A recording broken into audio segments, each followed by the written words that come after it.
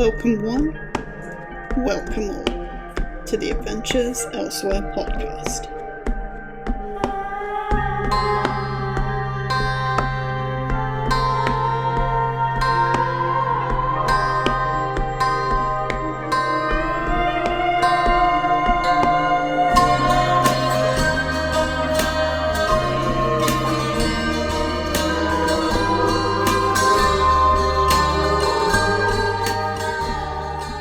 Alright, hello everyone, and welcome back to the Adventures Elsewhere podcast. I am your host, Jake Black, and I'm being quiet today because I'm recording this about midnight, well actually a little bit past midnight, and the reason I'm doing that for this episode in particular is because the topic's kind of keeping me up tonight. Like, genuinely, I'm wide awake, and I thought that this might get off my mind. It's a podcast board I wrote this morning, so if there are typos or anything, no, there aren't. In this episode, there's a little note on the side here. This has come from the fact that I'm just sick to death of being told and seeing others being told that craft books are God, and no one can write well without craft books, and all this sort of just absolute fucking bullshit. And people are being told this outright. I've been told this by people I used to respect. You know who you are. I mean, I want to preface this a little bit by saying I'm sure there are nuggets of knowledge in craft books that are useful, maybe, but I have a lot of problems with craft books as a concept, and that's mainly what I'm talking about. If you are a craft book apologist, then I'm sure this isn't an episode or views that you want to hear necessarily, but I suspect you're the exact sort of people who need to hear it. As always, I'm not necessarily here to give writing advice. This is my opinion. I'm talking about my craft, my process, what works for me and what doesn't. If it also works for you, that's great. If it doesn't, that's not my problem. As I say at the beginning of every episode, this, to be honest, for want of better phrasing, it's past midnight, my brain's past its best.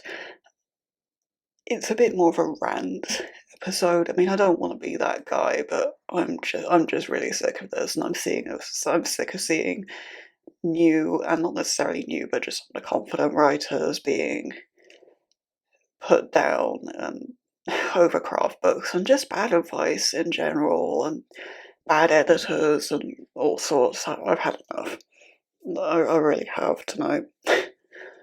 So my main point about this is, if you don't care about your story and your craft, you don't have passion and all that, nobody else is going to give a shit either. You know, people in the industry might think differently because they think, oh, well, it can sell, so, whatever.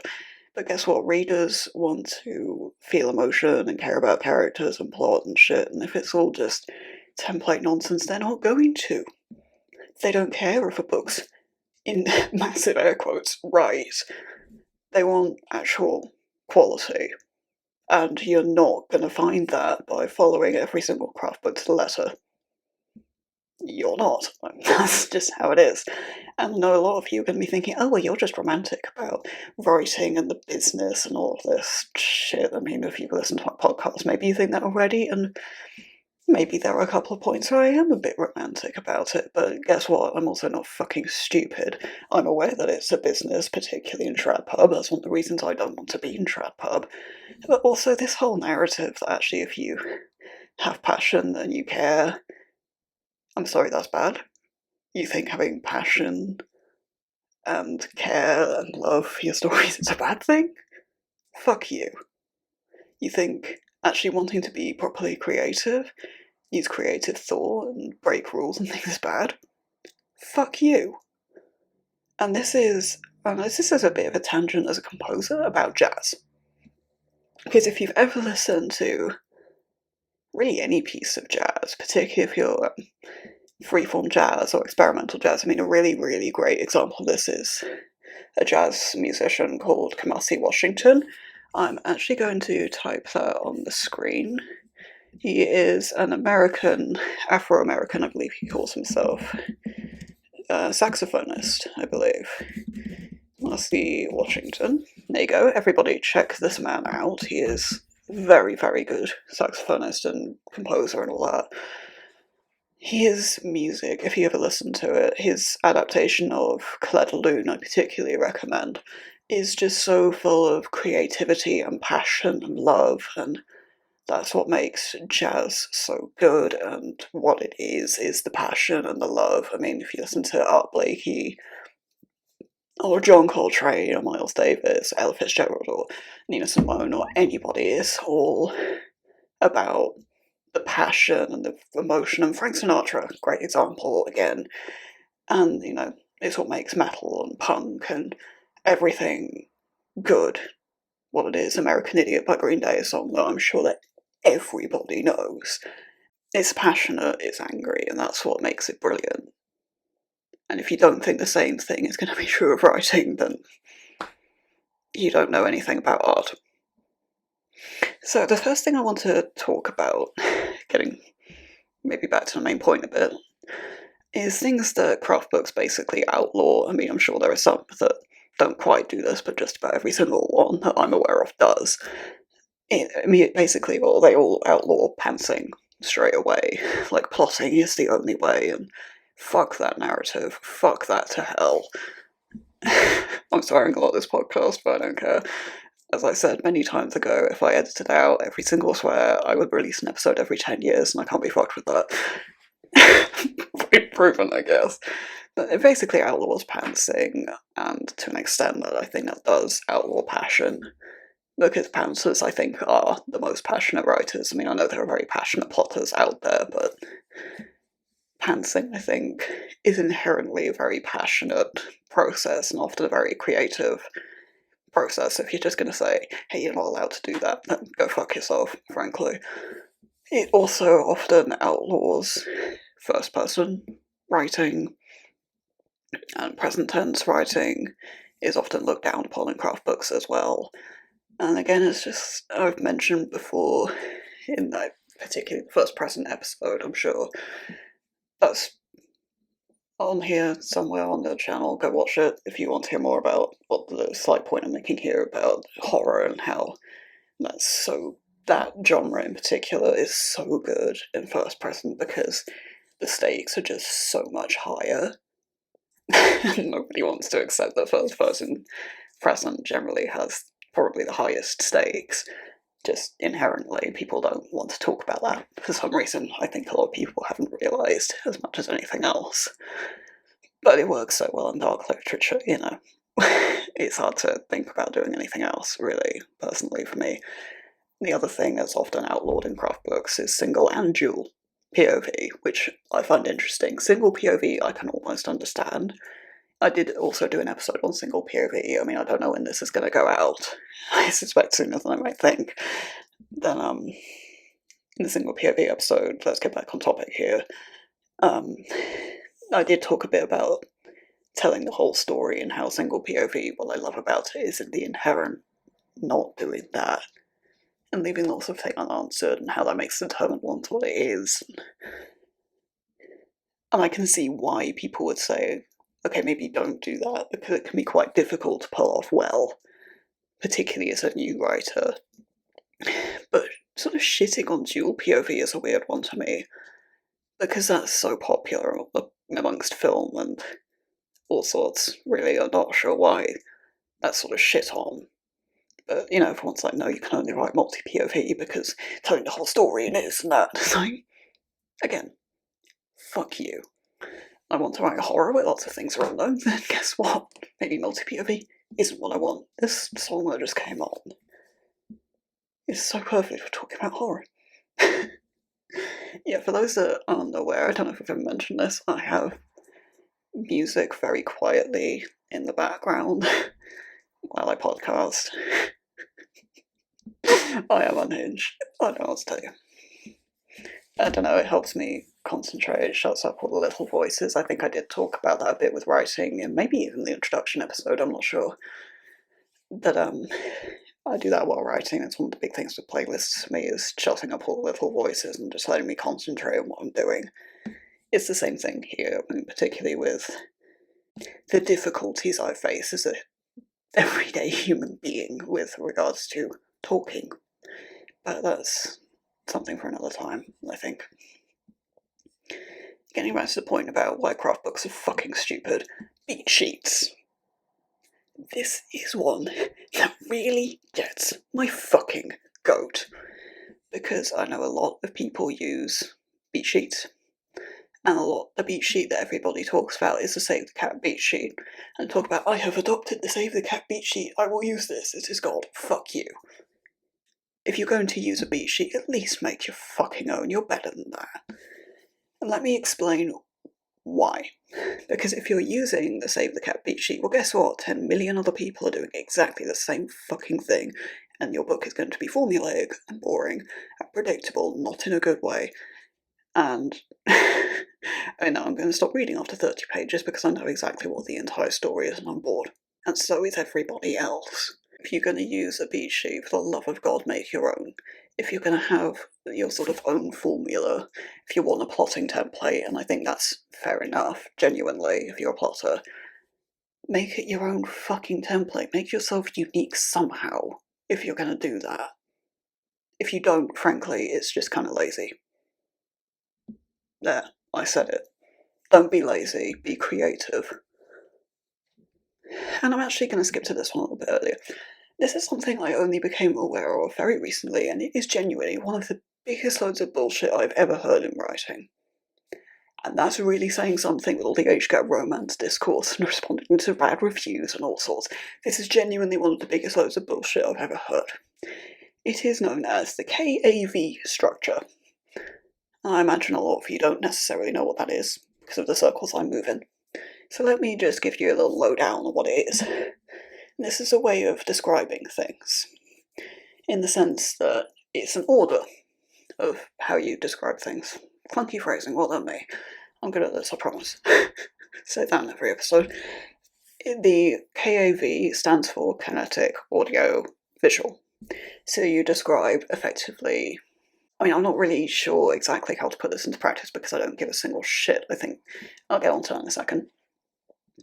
But you describe the kinetic parts of something, I guess, if it's moving, then the audio, the sound it makes, and then the visual element. And you always have to do it that way. Something I've talked about several times on this podcast is how different characters notice different things. So, how Haru notices eyes and smiles, how Hanzo notices accents, and how some people pay much more attention to visuals and audio and all sorts. The KAV flies in the face of all that and says, oh, fuck any nuance. Fuck any nuance about how your character interprets things or anything. Well, I mean, I'm coming at it from the lens of third person, so that's probably why. But, you know, fuck nuance. You must write to this template, and fuck that. Fuck that to hell and back. I mean, if there was ever a chance to rip up your craft book, if it hails this as, you know, gospel, throw the damn thing on the fire. Ripping it off is not good enough. This is bullshit. If you're going to describe something, how about you use your fucking brain? How about actually, maybe the visual thing's the most important, so I'll describe that first, or maybe the audio's the most important thing, so I'll describe that first. Or maybe even, I just want to do things a bit differently. My character has her own unique voice. I have my own unique voice. I'm creative. I'm better than this fucking shit. Because damn right you are. You're a writer, you're a creative, you're better than this fucking KAV structure nonsense, so don't fucking use it, this is bullshit. I mean, I'm sure there are the odd scenario where actually kinetic audio visual maybe does work the best. Maybe there is a scenario with that, but saying that this is the only way you can do things all of the time, fuck that. So, the other thing I want to talk about, and this is another thing I only really became aware of recently, is the B character entry point. And as I understand B characters, because I mean, I genuinely just don't care about any of this at all. I'm just angry, and well, I'm not even angry so much as just fucking tired of this shit. Like, I'm just so tired and bored of this. As far as I understand a B character, they are... I can't remember who gave me this definition. I don't really want to name names because I think, if I remember right who it is, he's actually quite a nice man. The B character is a sort of arguably secondary main character who helps the MC or hero or whatever complete their quest in some way, be that a mentor or a lover or even a sort of antagonist rival, and the B character can only enter at the 1/3 mark.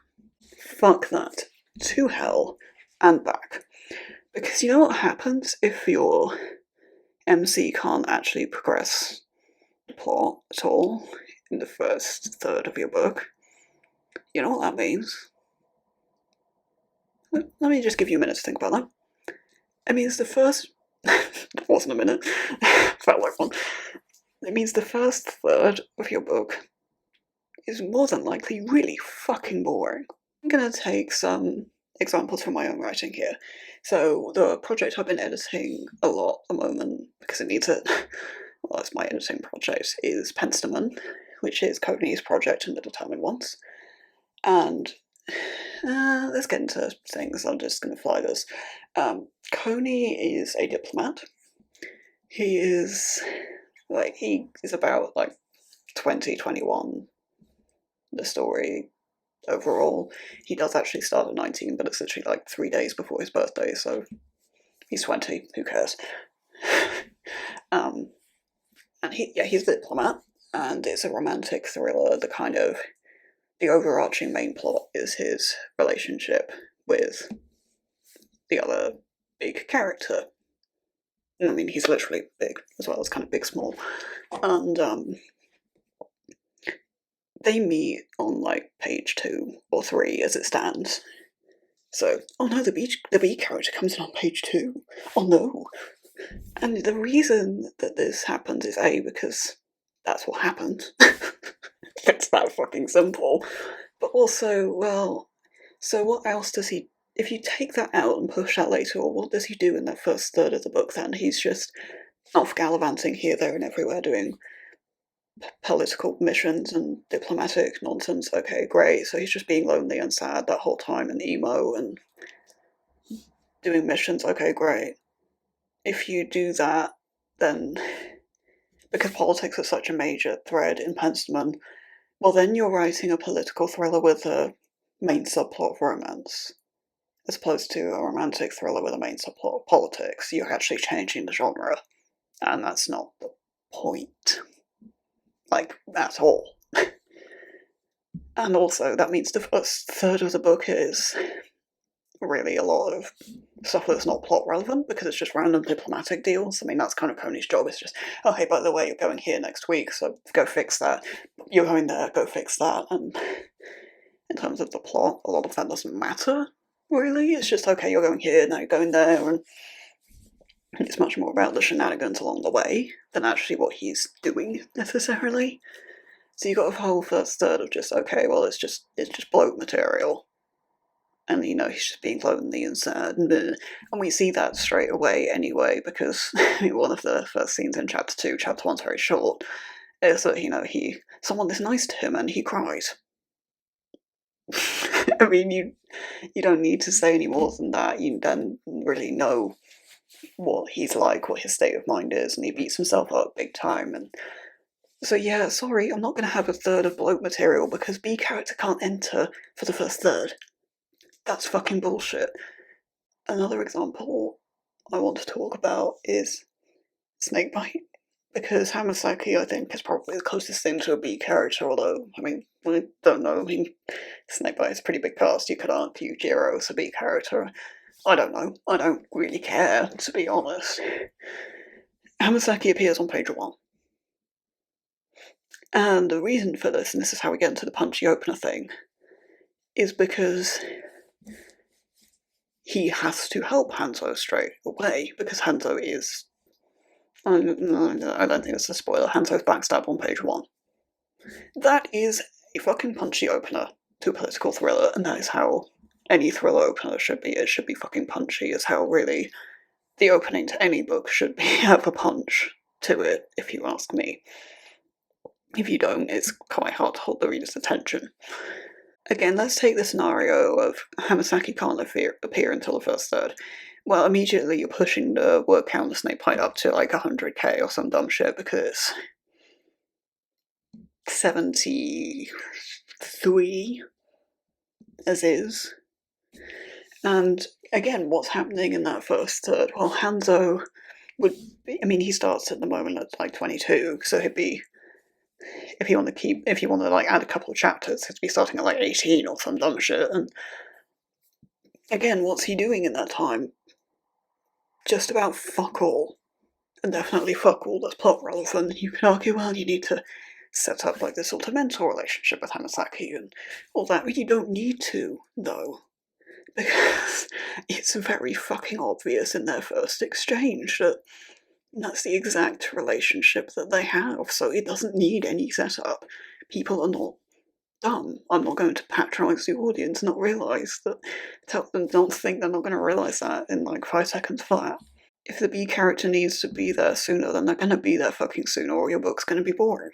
You know, have a punchy opener, don't sacrifice actually having a story that people care about for some stupid fucking rule.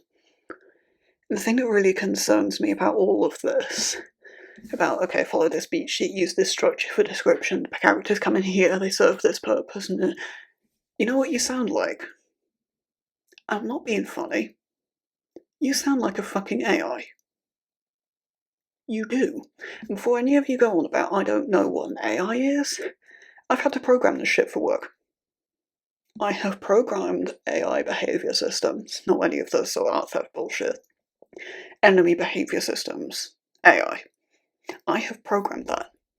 I know how to program an AI.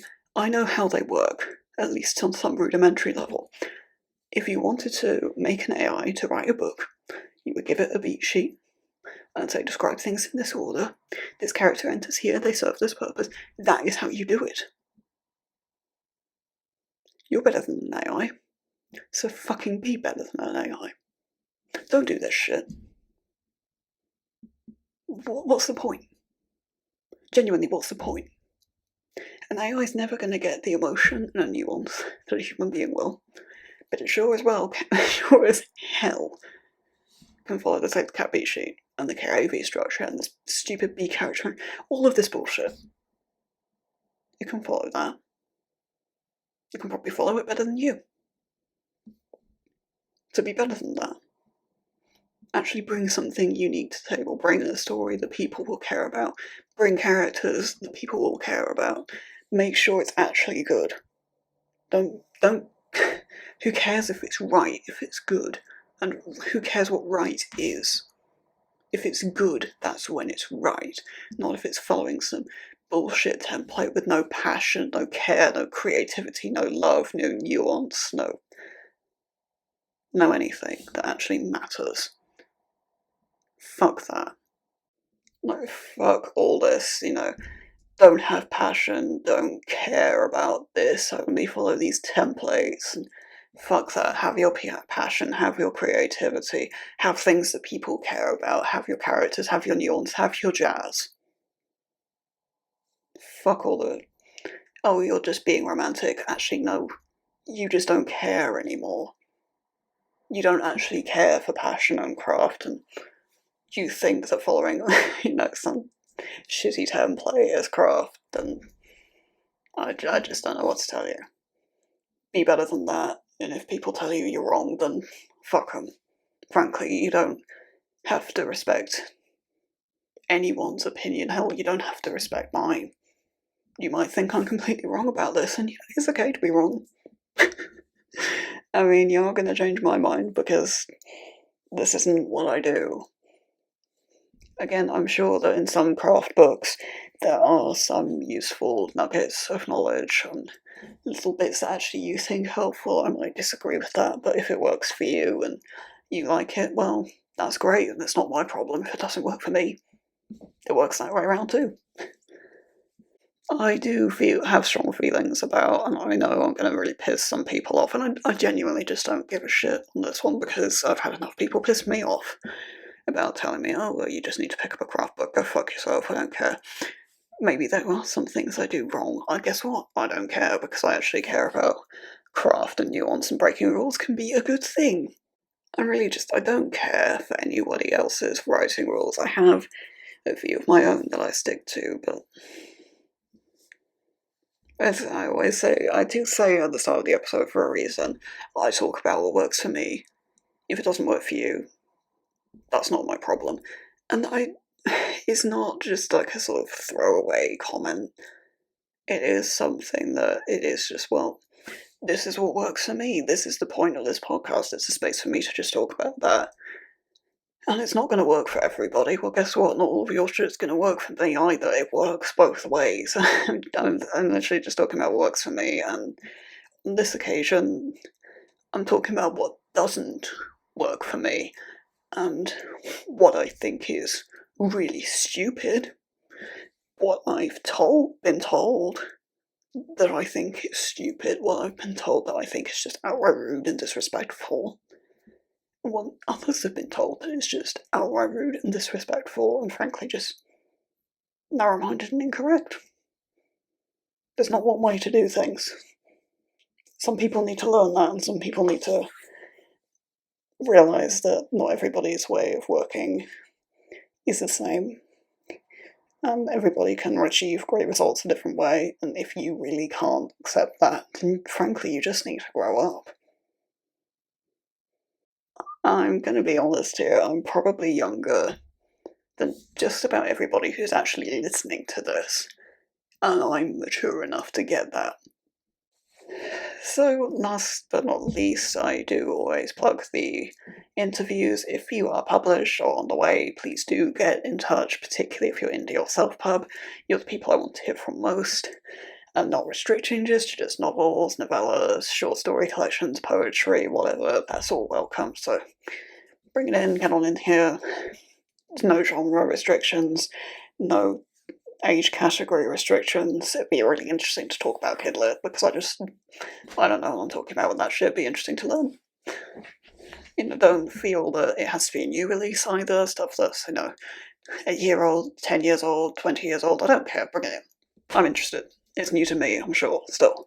My TBR pile is huge. Let's grow it some more. If you want to get in touch, the best way to do that is probably email, really.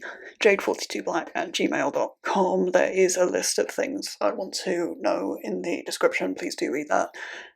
You can also DM me on Twitter, though I can't guarantee I'll see it, because Twitter doesn't always like to show me my DMs. I'm at jadeblack21. If I'm not going to guarantee anybody any slots for obvious reasons, I'm sure. I will consider just about everybody's request, or if you do actually write using AI, go fuck yourself. But other than that, I will consider every request, and again, I'm not going to guarantee anything, and I'll try and time things nicely, but I do have, I say I have a schedule, but I kind of do, I kind of don't, we'll see. I will try, but I guarantee nothing. It's the long and short of it. But in any case, if you've made it this far, it's 20-1 where I am now. If you've made it this far with whatever's happening with my voice right now, what's happening with this episode of me just being angry and tired and fed up of arseholes being arseholes and craft books being shit and trying to enforce all kinds of bullshit on people, then cheers. Genuinely, I appreciate it. I know this podcast isn't huge or anything. Plot twist, something's gone viral, and it is now while I'm recording this, but who knows. I know it's not huge, but it's doing a lot better than I thought it would be already. So, I do appreciate people who listen. So yeah, if you've made it this far, again, thanks for being here. I appreciate it. And for now, you have a wonderful rest of your day or night or whatever time it is. I don't know, I don't care, I'm too tired for this shit. Goodbye. Thank you for listening. If you enjoyed this episode, please consider leaving a like and or subscribing to the channel if you don't want to miss out on future content. Copyright Jade Black 2023.